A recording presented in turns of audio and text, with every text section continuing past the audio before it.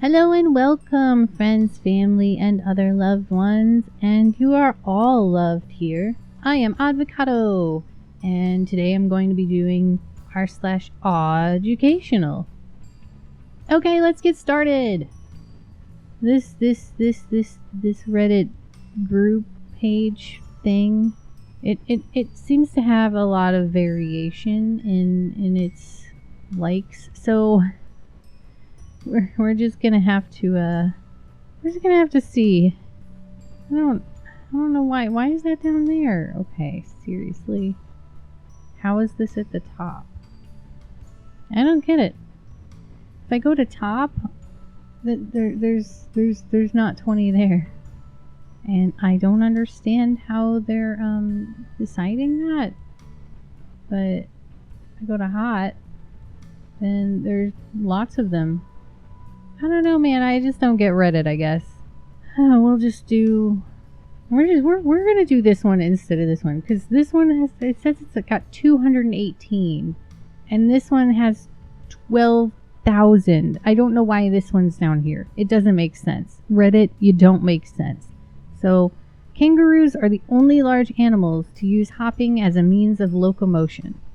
Hopping at moderate speeds is the most energy efficient, and a kangaroo moving above 15 kilometers per hour, 9.3 miles per hour, maintains energy consistency more than similarly sized animals running at the same speed. Well, that's interesting. But where's the aw? That's what I want to know. Boing. They got funny shaped feet. So I don't see a lot of kangaroos here in America, so this is just silly. Okay, let's do that again. They just look silly.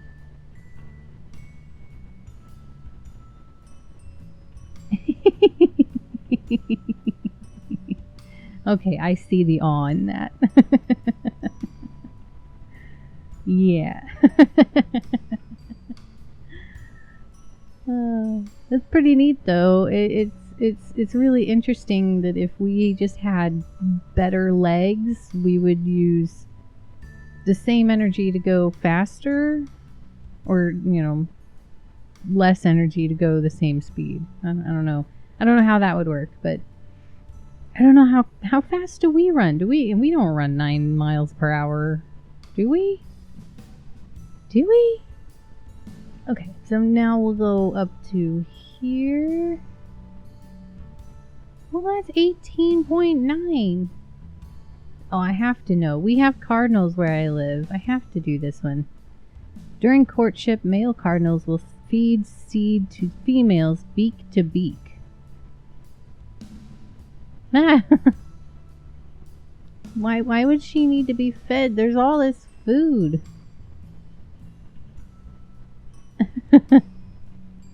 That's like when you're eating off your boyfriend's plate and he just gives it to you, knowing that there is a full plate of food right in front of you that he probably won't get to touch. Okay, this rare yellow king penguin is hypothesized to be leucistic. Not sure if that's how it's spelled or said, but that's cool. Meaning that it produces less melanin than average. Eyes, however, are not affected from this lack of pigmentation. Oh yeah, I've seen this one. Yeah, it's a rare kind of albinism where, like, they're technically albino, but yellow isn't affected. That's so neat. Yeah, I saw this article when it first came out months back. It was like, wow, we've never seen this. This is less melanin than average. I don't know. They were really convinced that this was a type of albinism that didn't affect the yellow because the yellow isn't actually melanin. It was something else with some other kind of pigmentation. And pigmentation is not part of albinism. Like, you can be an albino and have pigments. I don't know. I'm not a scientist. I didn't really understand what they were saying, but basically the black is a melanin thing and the yellow is a pigment thing, and that scientists said made a difference. But it looks really neat, doesn't it? Doesn't it? Kind of creepy too. It's really awesome. I like it. While the palace's cat, Octocolobus manule, may be the most expressive wild cat, they also hold the record for densest fur of any cat species at 9,000 hairs per centimeter squared. Oh my god, it's so cute! Look at that face. Arrgh. It's like a pirate kitty. Oh goodness. There's a lot of facts here. Oh, so they're like cat versions of chinchillas. Chinchillas look really fat, but if you like shaved all their fur off, they'd be like this tiny little mouse looking thing. Makes them poor runners. My cat's like that. My cat's chunky, has a lot of fur, and when he is scared, he fat plants. That's what we call it. He just plants his fat into the ground and just refuses to move. And he's really hard to move. He is definitely more than 10 pounds. He's like 20 pounds. He's enormous. He's a Norwegian forest cat. So these little guys are a lot like our moo cat. I love these ears. Ears are so, they're just killing me. They're just such a tiny little nose. Such a tiny little nose. And big teeth. Rawr. Boy, that's a lot of information about the cats. You can read that at your leisure by pausing the video or going to my blog, where I will have a more readable version of the videos. This will be a part of that. It's really neat though. You should take a look. See, now what is this doing all the way down here? Golden pheasant. The adult male is 90 to 105 centimeters in length, which is 35 to 41 inches. Its tail accounting for 2/3 of the total length. It is unmistakable with its golden crest and rump and bright red body. Golden pheasants lay 8 to 12 eggs at a time and will then incubate these for around 22 to 23 days. Oh wow, that is so bright and colorful. Goodness. Is this a New Zealand thing? Because I just can't help but wonder how it survives being that colorful. The only place I can think of is New Zealand. No, it's native to China. But they've also been in the UK, Canada. Wow, they've been in a lot of places. Also New Zealand. That is really pretty. I've heard that pheasant is a delicacy as well, which not quite so all, but you know, that tail though. I wonder if they ever like tried to make quill out of that tail feather. Is that just one or is it multiples? It's got to be multiples. That doesn't look like just one. And do they drop them? Like, do they have to regrow them, or is it they get one and that's it? I assume they regrow them. Usually that's how feathers work, right? Red pandas eat bamboo just like pandas. However, red pandas are not related to giant pandas at all. Red pandas have their own species, which is like a cat bear. They are so adorable too. They kind of look like a bear fox to me, but I can see the feline resemblance.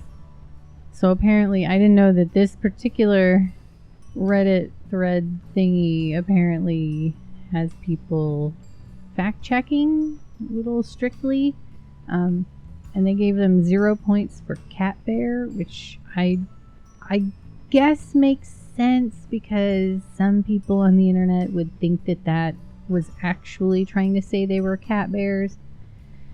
I took it, and I don't know about you, but I took it as if it was saying cat bear in a generic, like, this is what they look like sense, and not this is what they are, or anything really describing where they come from or what they're like. But I guess there's some people that would think that that meant something. Whatever. And they're apparently also tangentially related to pandas, but really it sounds like they're related to giant pandas in almost the same way that they would be related to us, that they're placental mammals, but maybe there's more. But still, that's a funny picture. His tongue all being like, wow. The Fennec Fox's distinctive bat-like ears radiate body heat and help keep the fox cool. They also have hairy feet, which helps them perform like snowshoes and protects them from extremely hot sand.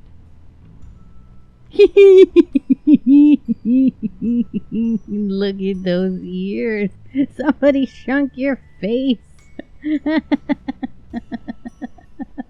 And who's drawing these mustaches and facial hair on you? That can't be real, right? Look at, they're so dark. He's got like a little, like 2 hairs for his chin hair. He has a little goatee.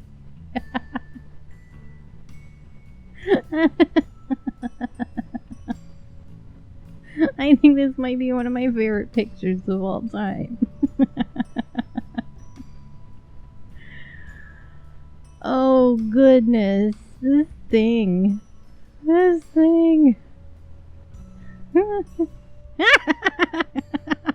that's even better.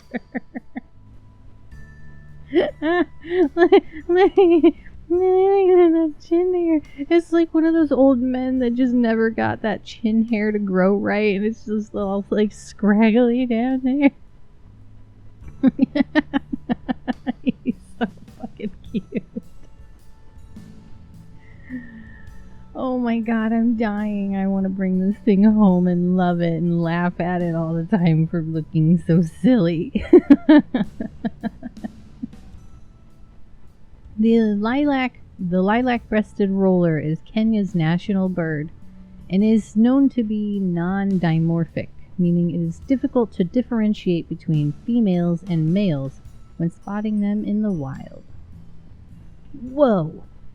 I could see why. I mean, they're all pride-colored and everything. Even got a little bit of the white there, but, you know, need a little bit more white to fully become the flag. I could see this being like the chosen animal of the LGBT community. It's got the blue, it's got the pink, it's got the white, and they're dimorphic. They are basically androgynous because, you know, that's the generic, you can't tell whether it's a boy or a girl. Well, dimorphic is what they're calling it, but it's androgynous for when it's human, so I don't know. I like it. I like that idea. But I'm not really a spokesperson for that group, so I'll just submit the suggestion and see what happens. The largest species of porcupine is the 3rd largest living rodent in the world, after the capybara and the beaver. Oh my god, you're so cute! Look at all that fluff! He's going to eat a dandelion. Yes, you are. He's got a little smirky, quirky charm going on about this one. Kind of got a thumper vibe going on, too. That's a porcupine? Where are the needles? I thought porcupines were spiky. Well, this is too cute. Let's see. Blow it up. Yeah! You're even cuter when you're bigger. It does look pretty small, though.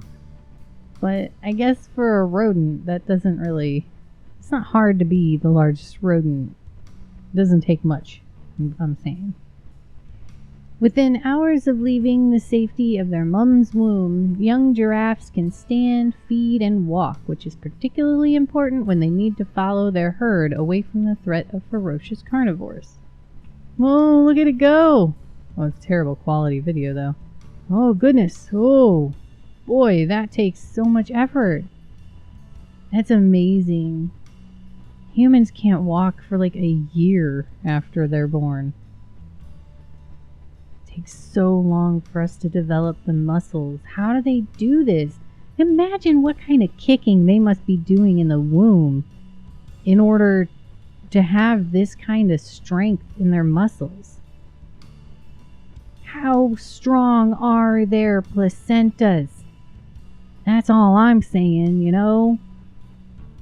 That's gotta be one hell of a pregnancy. I think this is a different kind of awe, but still valid, still very valid. The Arctic fox is the only land mammal native to Iceland. It came to the isolated North Atlantic island at the end of the last ice age, walking over the frozen sea. They also have the largest litter size in the order Carnivoria, having up to 25 young at once. 25! Where? Where would you store 25? I mean, this is probably a baby. It really looks tiny. This does not look like an adult. But still, even as an adult, I mean, it'd just scale up proportionately, wouldn't it? I guess that's not always true.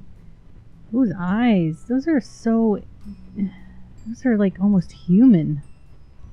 Well, here's a nice little blurb about Arctic foxes that you might find interesting. I didn't know they could be considered omnivores. That's an interesting thought. Still, they're very regal. I'm still fairly certain this is a young one, but still. The southern pudu, I don't know how to say that, mostly dwells in temperate evergreen rainforests and deciduous woodlands. Some researchers suggest that living near water is an important aspect of their habitat. Oh my god, it's like a baby little deer with a pug nose. It's a pug-nosed deer.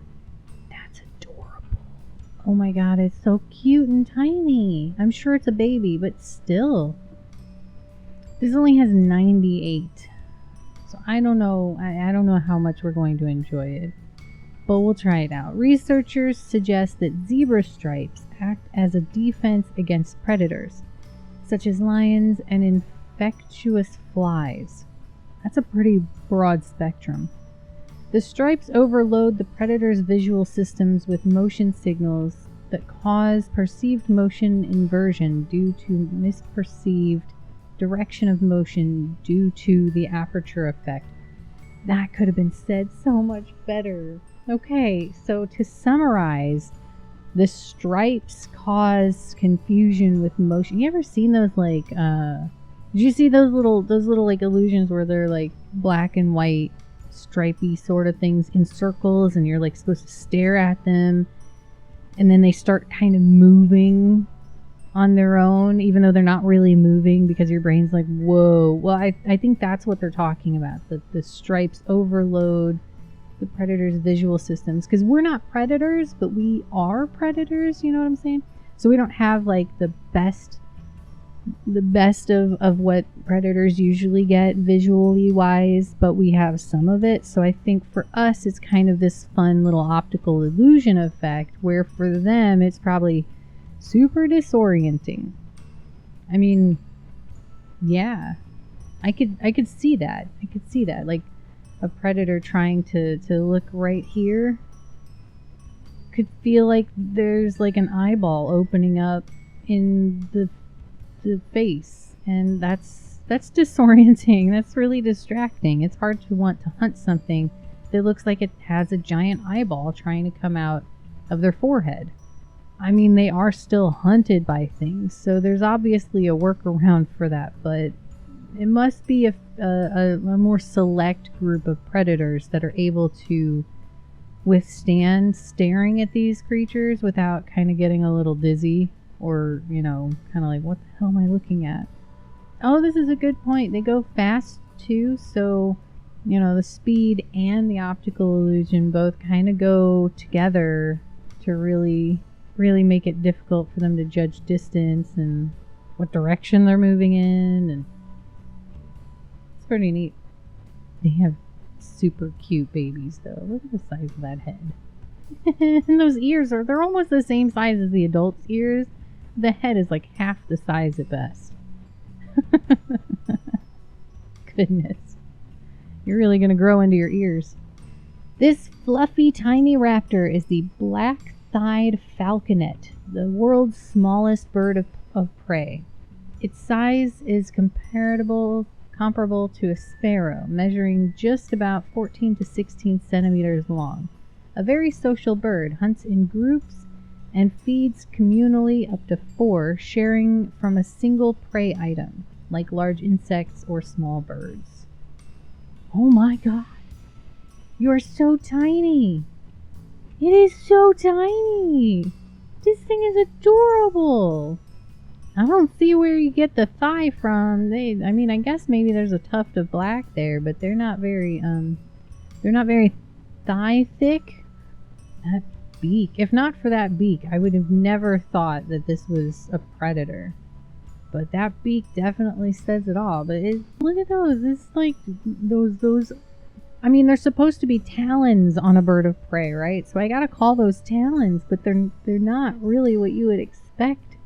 Like an owl has these thick feet, these like thick, fingery, clawed fingers, and hawks, same thing. They're like thick, and you know, normal birds that just eat seeds, they're all like thin and dainty, and this is on the thin and dainty side. These do not seem very thick. I think at this size you can't really have them all that big, so that makes sense. It's adorable. Let's get a bigger picture. Oh, look at that. I would love to pet it, but I'd be so afraid that it would just snap on me. The warthog-mongoose relationship is a rare example of mammals exhibiting a symbiotic relationship called mutualism, where two animal species form a partnership with benefits for both groups. The warthogs get a cleaning and the mongoose gets a meal. Wow. Huh. That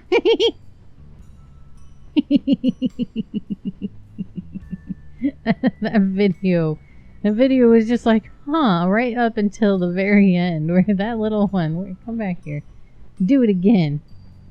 Here you go.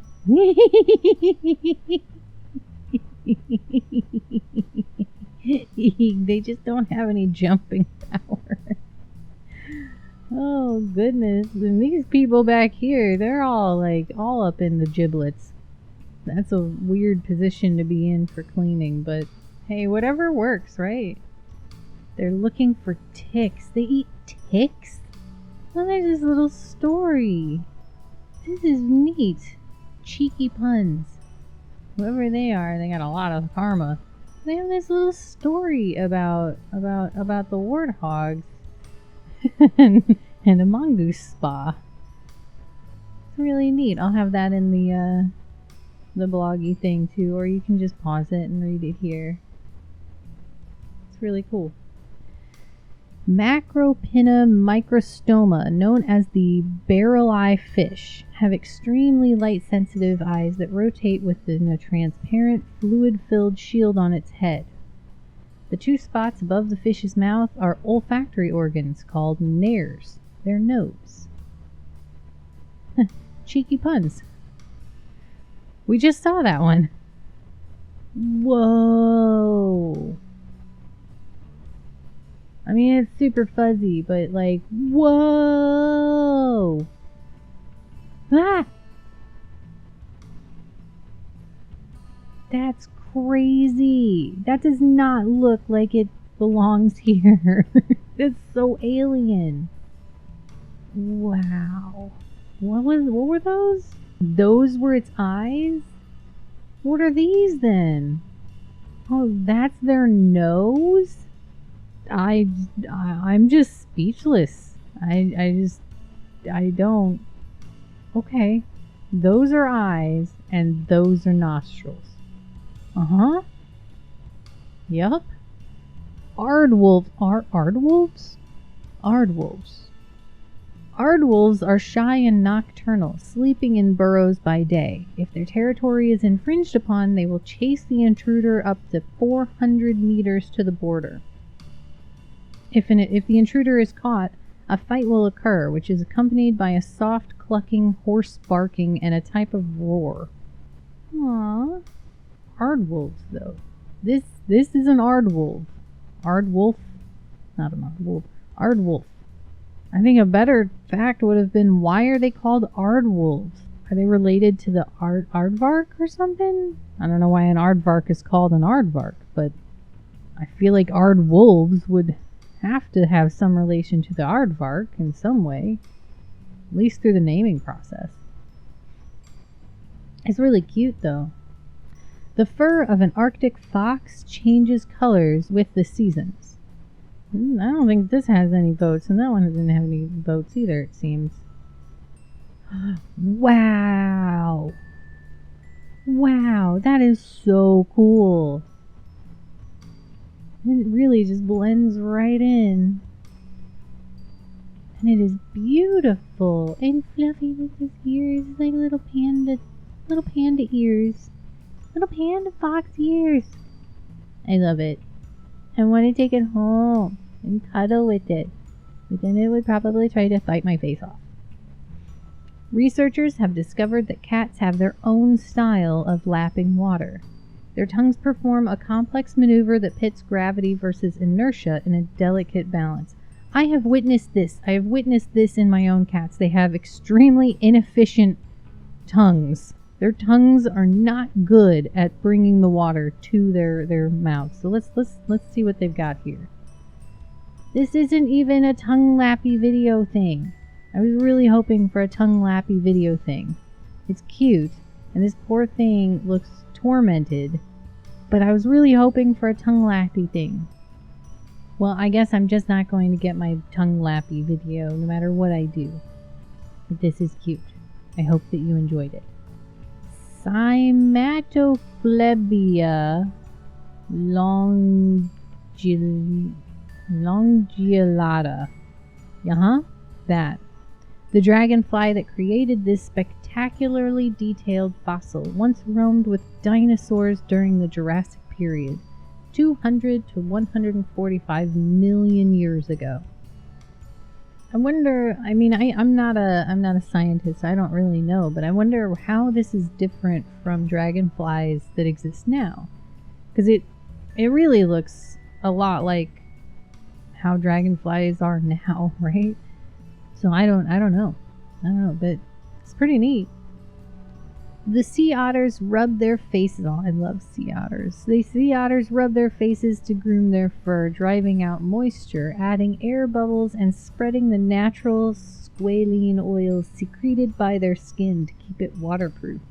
Since it is essential to keeping warm and buoyant, a large part of the sea otter's day is spent on grooming. What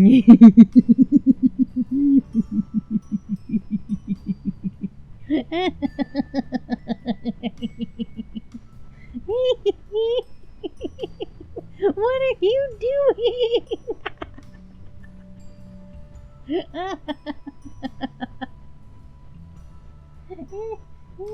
Oh my god, he's just like moving his face all around. Do it again.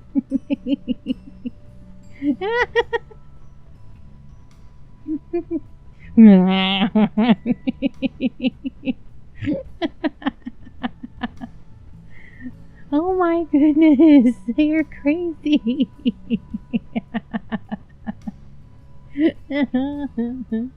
Oh, they do silly little tricks with their hands.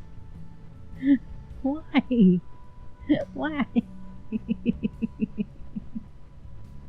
Oh, that was adorable. That was awesome. Thank you for that.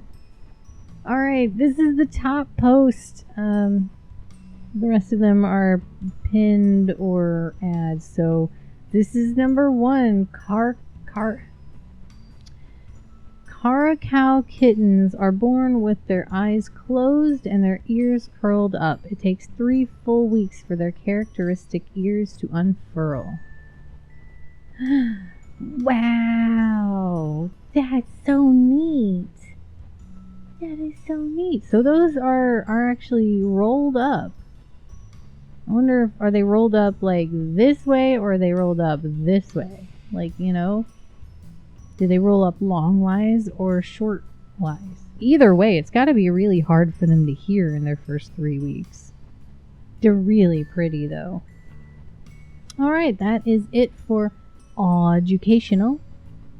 And you know the drill with liking, subscribing, and all of that jazz. I am going to start doing visual reading posty things of my videos on the website. So as they come out, you can check that out on the blog. And I do have a Patreon. I don't know if I actually say any of that in any of my videos, but just in case, I do have one. It's in the comments. That is it. I will see you guys next time, and I hope you all are having a wonderful time. It is getting closer to summer here in the northern hemisphere, and I think everybody could use a little bit of outside time, right? Been a little cramped in the 2020/2021 pandemic times, so I love you and bye.